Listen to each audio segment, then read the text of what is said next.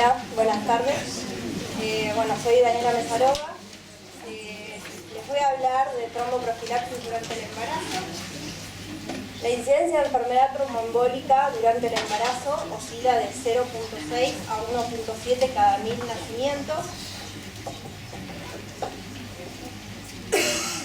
Y el riesgo diario de enfermedad tromboembólica durante el embarazo oscila de 5 a 10 veces más respecto a una mujer no embarazada, y durante el puerperio de 15 a 35 veces más riesgo. Es causa directa de mortalidad materna y en muchos casos de morbilidad, y es muy importante reconocer los factores de riesgo para la enfermedad tromboembólica venosa.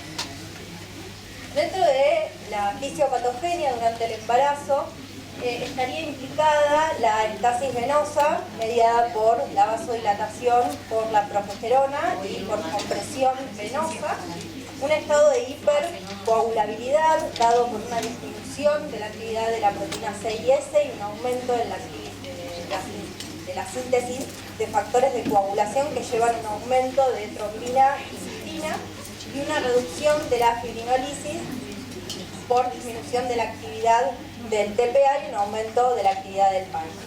Durante el puerperio, la fisiopatogenia estaría dada por daño vascular secundario al parto o la cesárea, la inmovilización y también la hipercoagulabilidad.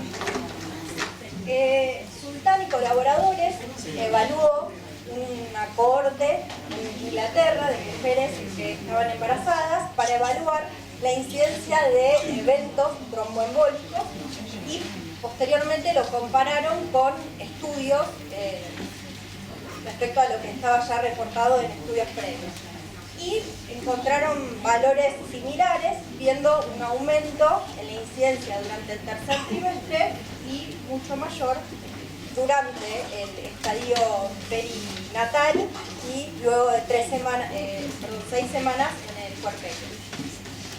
Con respecto a los factores de riesgo durante el embarazo, haber tenido antecedentes de enfermedad tromboembólica sin desencadenante o en contexto de haber usado estrógenos o durante el embarazo previo, la inmovilización estricta más tener sobrepeso u obesidad y presentar trombofilia de alto riesgo, implica que estas pacientes tengan 10 veces más riesgo de tener un evento. Por ende, en este contexto es necesario indicar tromboprofilaxis antenatal.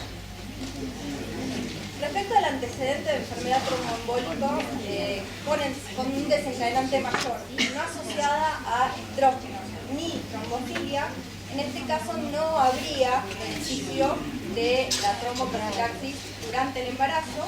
Lo mismo en aquellas pacientes con trombofilia de bajo riesgo sin antecedentes de enfermedad tromboembólica. En esta tabla lo que se ve son mujeres con trombofilia embarazadas, comparando diferentes estudios que hayan usado heparina de bajo peso versus no la han usado, y no hubo diferencia en cuanto a la proporción de personas que tuvo eventos tromboembólicos.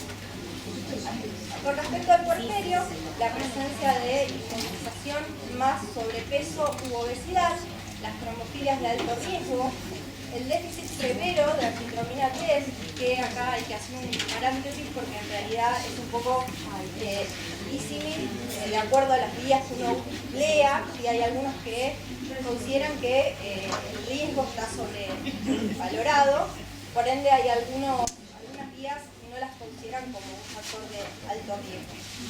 Y haber tenido antecedentes de enfermedad tromboembólica, sea lo que fuese el desencadenante. Cualquiera de estos 4 factores, dependiendo de cuál, aumenta de 20 a 50 veces más el riesgo de tener un evento tromboembólico. Por ende, en este contexto es necesario indicar tromboprofilaxis durante el puerperio. Respecto a las trombofilias de bajo riesgo sin antecedentes de enfermedad tromboembólica, sin antecedentes familiares, el uso de tromboprofilaxis es discutido, y acá nuevamente algunas guías la recomiendan y otras no. Y respecto a los factores menores, por decirlo de alguna manera, es donde hay más diferencia respecto a las diferentes guías. Y en realidad lo que uno tiene que tener en cuenta es que estos factores de riesgo aumentan su peso en cuanto a generar un evento tromboembólico cuando se empiezan a combinar, ¿sí? Según los reportes, uno tendría que tener un aumento del riesgo absoluto mayor al 3% para indicar tromboprofilaxis durante el puerperio, ¿sí? Algunas guías refieren que uno debería ir asociando factores, otras solamente presentar algunos, como por ejemplo antecedentes familiares, ya es suficiente para indicar tromboprofilaxis. Entonces, cuando uno empieza a comparar las diferentes guías, es acá donde más diferencia hay. Este estudio, que es un grupo irlandés, lo que hizo fue hacer un estudio de corte transversal para evaluar la prevalencia de los factores de riesgo de enfermedad tromboembólica durante el puerperio. Los datos los fueron colectando al usar un score que se llama en realidad TromboCalc, ¿sí? Y vieron el periodo de 2015 a 2017, en la cual fue ese score calculado. Y evaluaron 21.000 pacientes. Este es el score donde tiene diferentes factores de riesgo, desde la edad, el peso, si tiene o no trombofilia, antecedentes de enfermedad tromboembólica, y dependiendo de los factores de riesgo que el paciente va teniendo, va adjudicando un puntaje. En este estudio lo único que hicieron con este score fue evaluar la prevalencia de los factores de riesgo. No tomaron ninguna conducta al respecto de que si el paciente tenía que usar tromboprofilaxis o no. Y lo que vieron es que el 75% de los pacientes tenían al menos un factor de riesgo. A su vez también estratificaron a los pacientes en riesgo, alto riesgo, riesgo intermedio y bajo, dependiendo qué tipo de factores de riesgo tenía. Y lo que vieron es que, por ejemplo, los que eran de bajo riesgo, el 50% tenía por lo menos 2 factores de riesgo protrombóticos. Dentro de los factores de riesgo más frecuentes fue el sobrepeso y la obesidad, la edad mayor a 35 años y haber presentado una cesárea. Y algo muy importante es que en el 60% de los casos, los factores de riesgo que se encontraron se podrían haber observado durante el embarazo y no solamente en la cesárea, o sea, factores de riesgo que ya el paciente los tenía previamente. Y en un 20% de los casos, los factores de riesgo los fueron agregando durante el puerperio. Por ende, es muy importante la reevaluación del factor de riesgo, de los factores de riesgo durante el puerperio. En este mismo estudio lo que hicieron fueron, con estos pacientes y los factores de riesgo que tenían, ver cuál era la proporción de estas mujeres que, según la guía, tendría que haber recibido tromboprofilaxis. Por ejemplo, los americanos, solo el 7% de esta población tendrían que haber tenido tromboprofilaxis y según los ingleses, el 37%. Por ende, hay mucha diferencia. Esto es un estudio donde un poco quiere reflejar la implementación del TromboCalc, y lo interesante es que a medida que se fue insistiendo, es en el mismo centro donde hicieron el estudio, que es el mismo grupo, fueron insistiendo en la implementación de este score hasta que casi el 100% de las parteras o las médicas y médicos, casi el 100% lo usaban. Y también lo que concluyeron es que era un score muy fácil de utilizar, porque en menos de un minuto se completaba, y eso hizo que se haya un aumento en la compliance a las guías de recomendación. Este mismo grupo ahora lo que está haciendo, que también se presentó en una comunicación oral, es qué impacto tiene la utilización de este sport en cuanto a la prevención de enfermedad tromboembólica. Y en los estudios preliminares se vio que hay una reducción en la presencia de enfermedad tromboembólica. Bueno, este es un grupo francés que lo que hicieron fue también implementar un sport, en este caso se llama Stretch, y lo que hicieron fue implementarlo en una fase que ellos le pusieron antes, que lo hacía la enfermera dentro de las 24 horas de la admisión a la paciente que estaba por tener familia, y una fase, y en este caso, en la fase de antes, digamos, la indicación de tromboprofilaxis estaba a criterio del médico que estaba tratando a la paciente. Y en la fase posterior, este sport se implementó durante el embarazo y durante el puerperio, y acá sí la indicación de la tromboprofilaxis estaba condicionada a el resultado del sport. Y lo que se vio es que la implementación de este sport se reflejó en una disminución del riesgo relativo de 32%, con una P estadísticamente significativa, tanto de enfermedad tromboembólica, porque también tenían en cuenta las complicaciones obstétricas.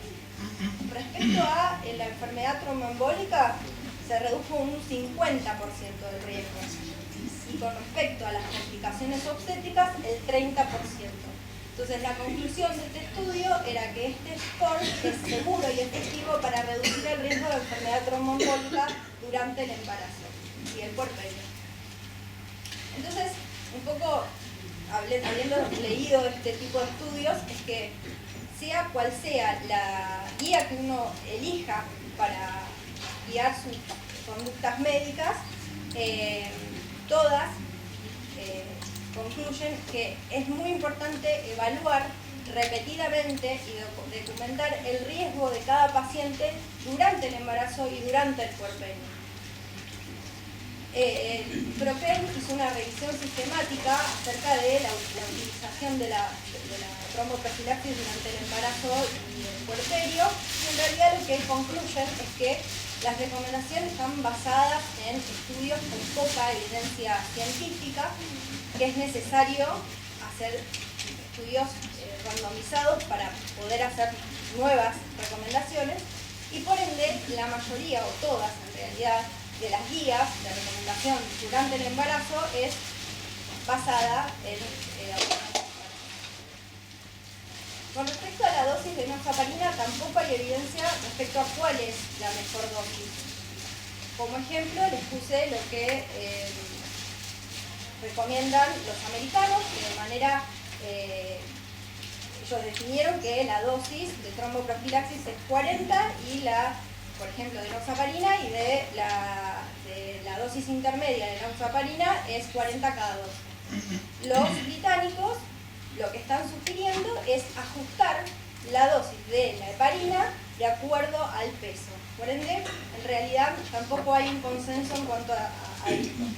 Hoy por hoy hay un estudio que se llama High-Low Study, que lo que hace es comparar las dosis intermedias de heparina de bajo peso molecular versus las de la baja dosis en mujeres con antecedentes de enfermedad tromboembólica que están embarazadas, y lo que van a evaluar es la recurrencia de los eventos. Están en plena enrolamiento, así que bueno, todavía no tenemos resultados. Y por último, para poder hablar un poco más de las complicaciones del uso de tromboprofilaxis, Tardi y colaboradores hizo una revisión sistemática para evaluar los sangrados en mujeres que estaban usando tratamiento antitrombótico. Del total, solamente 16 estudios cumplieron con los criterios de inclusión.